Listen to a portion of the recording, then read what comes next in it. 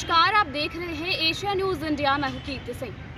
आज इन पंचायत सचिव के अभ्यर्थियों को यहाँ पर बैठे हुए 74 दिन हो गए और पिछले 74 दिन से ये सभी अभ्यर्थी यहाँ पर लगातार सरकार से अपनी मांग को लेकर डटे हुए हैं, लेकिन इसके बावजूद सरकार इनकी मांग नहीं सुन रही है। और जैसा कि आप जानते हैं कि 2017 में इन्होंने परीक्षा दिया था, उसके बाद से ही इन्हें जो है नियुक्ति का इंतज़ार था, लेकिन अभी तक नियुक्ति नहीं हुई है। हालांकि आज आप देख सकते हैं 74 दिन हो गए और यहाँ पर केवल एक ही पंचायत सचिव अभ्यर्थी नजर आ रहे हैं। इनसे ही जानेंगे कि क्या ये हार मान चुके हैं, ऐसा क्यों हो रहा है कि आप अकेले यहाँ पर नजर आ रहे हैं, बाकी लोग हार मान गए क्या? नहीं, अभी तो कोई हार नहीं माने हैं, लेकिन यहाँ चूँकि धूप बहुत है तो सब थोड़ी लेट से पहुँचते हैं। खाना पीना खा के चूँकि दिन भर यहाँ रहना पड़ता है, तो इस धूप मतलब इस मौसम में दिन भर रहने के लिए कुछ तो खा पी के आना ही पड़ेगा, जिसके कारण बहुत सारे अभ्यर्थी थोड़ी लेट से पहुँचते हैं।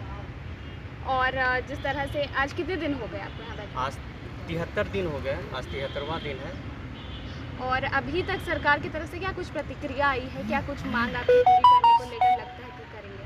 सरकार की तरफ से तो सिर्फ आश्वासन ही मिला है, इसके अलावा अभी तक कोई मतलब पहल नहीं की गई है। क्योंकि सरकार तो चाह रही है कि ये नियुक्ति हम पूरी तरीक़ा से आहरित कर लें और नए सिरे से फिर से वैकेंसी निकालें, लेकिन हम लोग का मांग है कि आप जो वैकेंसीज पूरी तरीक़ा से पूरी हो चुकी है, सिर्फ उसमें नियुक्ति पत्र देना है, तो आप उसमें नियुक्ति पत्र जारी कीजिए और आप जो भी नया नियोजन नीति है या और भी नई वैकेंसी आप निकालना चाह रहे हैं तो उसमें आप अपना नियोजन नीति है आप उसमें लागू कीजिए। लेकिन जो पुरानी वैकेंसी है जो पूरी हो चुकी है उसमें आप जिसमें सिर्फ नियुक्ति पत्र देना बाकी है, तो कम से कम आप उसमें नियुक्ति पत्र जारी कीजिए और उसके बाद आप नई वैकेंसी को फिर से शुरू कर सकते हैं।